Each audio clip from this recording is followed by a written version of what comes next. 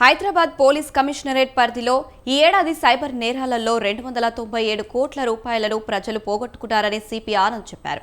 అయితే అనేక మంది పోలీస్ స్టేషన్లో ఫిర్యాదు చేసేందుకు ముందుకు రావడం లేదన్నారు. పరువు పోతుందని వారిలో భయం వల్లే ఫిర్యాదులు చేయడం లేదన్నారు. హైదరాబాద్ పోలీస్ కమిషనరేట్ వార్షిక మీడియా సమావేశంలో ఆనంద్ మాట్లాడారు.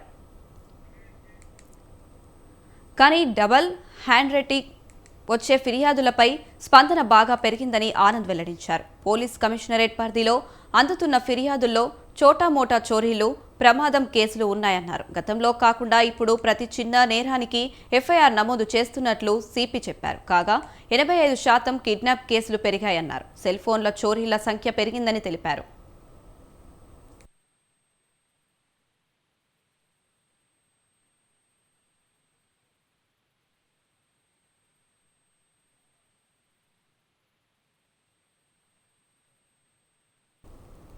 డిజిటల్ అరెస్ట్ అని సైబర్ నేరగాళ్లు ఫోన్ చేయగానే భయంతో చాలా మంది డబ్బులు పోగొట్టుకుంటున్నారని ఆనంద్ వెల్లడించారు.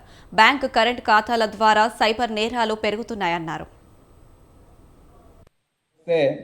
ఈ సంవత్సరం టోటల్ ఎఫ్ఐఆర్స్ ఇష్యూడ్ 35,944 ఉన్నాయి నిన్నటి వరకు.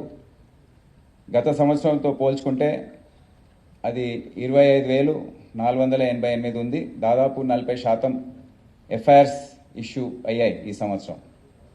ఎందుకని మనం దాన్ని అనలైజ్ చేస్తే సింపుల్ థెఫ్ట్స్లో దాదాపు 48% పెరుగుదల ఉంది. అంటే సింపుల్ థెఫ్ట్స్ అంటే ఈ సెల్ ఫోన్స్ పోవడము, బైక్స్, 2 వీలర్స్ పోవడము, అవన్నీ కూడా ఎఫ్ఐఆర్స్ ఖచ్చితంగా ఇష్యూ చేయడం జరిగింది.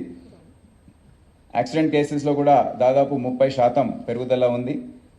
అంటే చిన్న చిన్న కేసెస్ వచ్చినప్పటికీ కూడా వారి కంప్లైంట్స్ తీసుకొని కేసెస్ రిజిస్టర్ చేయకపోవడం అనేది జరిగేది. ఈసారి దాన్ని ఎఫ్ఐఆర్స్గా మార్చి దాదాపు 30% అక్కడ పెరిగింది. సింపుల్ హర్ట్ కేసెస్ దాదాపు 23% అది పెరిగింది. అంటే ఎక్కడ కూడా ఆఫ్ ద రికార్డ్ ఉండకుండా అది ఆన్ రికార్డ్ తీసుకురావడానికి ఎఫ్ఐఆర్స్ ఇష్యూ చేయడం జరిగింది.